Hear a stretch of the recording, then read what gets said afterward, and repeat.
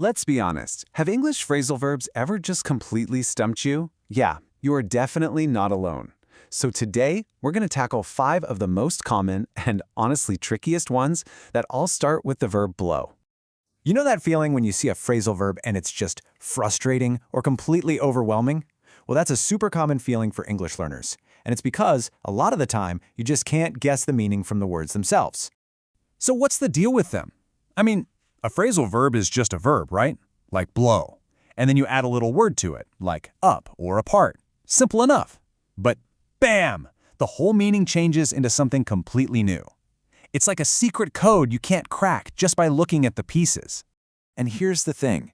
There are literally hundreds of these in English. If you try to memorize them all at once, you're just going to get buried. So, what's the secret? Don't even try. The best way to do this is to just take them in small, bite-sized pieces. And that's exactly what we're doing right now. We're going to laser focus on just 5. That's it, 5. And by the time we're done here, you're going to have 5 brand new tools to add to your English toolkit. Pretty cool, right? All right, here's the game plan. We'll start with blow off and blow out. Then we'll dive into all the different meanings of blow up and wrap up with blow apart and blow away. And at the end, we'll put it all together for you. Sound good? Let's do it. Okay, first up, blow off and blow out. And trust me on this, some of these meanings might just surprise you. Okay, so this one is a perfect example of why you've got to be careful. In the US, if you blow someone off, it means you're ditching them, right? You made plans and you just decided not to go. But, and this is a big but, if you say that in the UK, well, it means to fart. So yeah, that's a pretty important difference you're going to want to remember. And just to make things a little more interesting, let's head over to Australia. You might hear someone say something blew their socks off. This has nothing to do with skipping plans or passing wind. It just means you were totally, completely impressed by something. Like, wow. All right, let's look at blowout. This one's also got a few different jobs. The one you probably know is blowing out candles on a birthday cake. Easy enough. But you can also blow out a competitor, which means you beat them by a huge margin. Think of a sports team winning 100-10. That's a blowout. Then, as a noun, a blowout could be when your car tire bursts. Not fun. And to pop back to Australia for a second, a blowout can also be when you suddenly spend way too much money, like a budget blowout. All right, next up is a really common one, to blow up. I like to think of this one as a real chameleon because it changes its meaning depending on the situation, and we're talking everything from getting really angry to decorating for a party. So, blow up has 4 main jobs. You've got the most obvious one, to literally destroy something in an explosion. Then there's the much happier meaning, to fill something with air, like blowing up balloons. But it can also be about emotions. If someone blows up at you, it means they suddenly get super angry. And finally, you can blow up a photograph, which just means to make it bigger.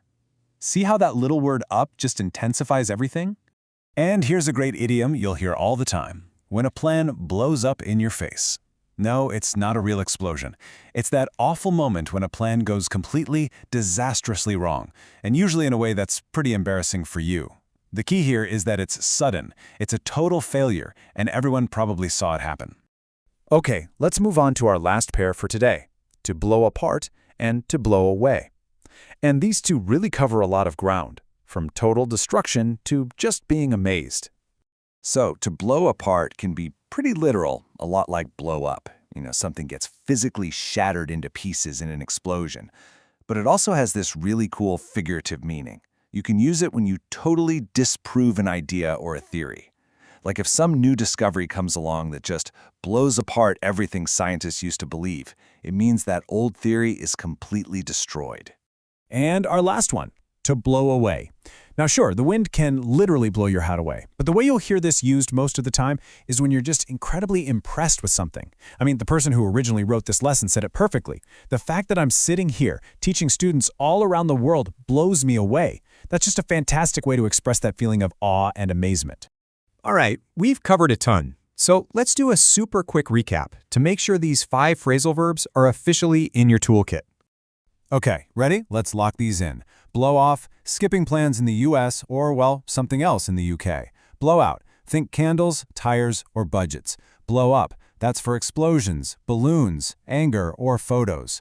Blow apart, shattering an object or an idea. And blow away, when you are totally impressed. Got it?